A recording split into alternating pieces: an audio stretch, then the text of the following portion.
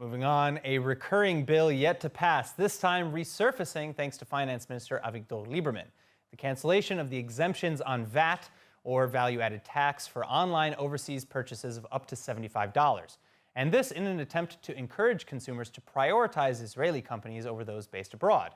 Here in the studio with some insights on what that means for you, Assistant Professor and Economic Consumer Behavior Expert, Vili Abraham.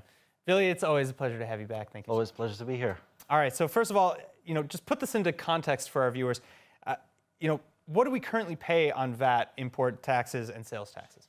All right, so if you order anything that costs up to $75 on the internet, you're exempt from all taxes, okay?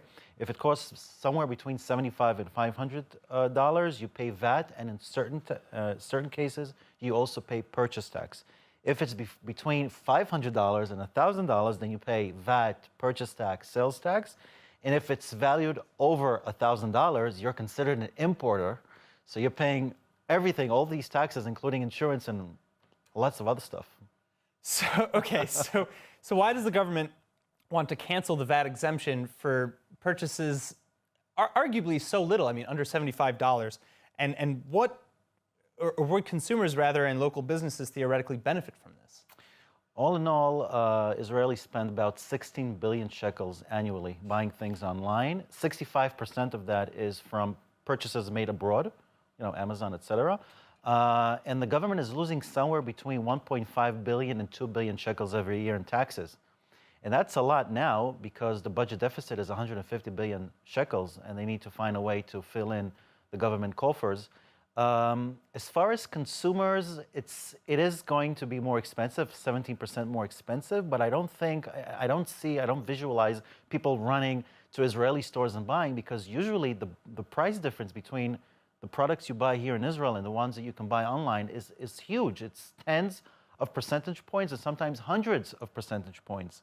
So I don't think that's going to make a big difference unless you are what is called an ethnocentric consumer, meaning you buy or prefer to buy made in Israel products and you're willing to pay more. So you're saying basically, again, the theory behind this practice is that we'll drive Israelis to purchase from Israeli companies because we'll add this tax and we'll cancel the exemption. But you're saying that if we leave the theory behind, the truth is that that's really just not going to occur.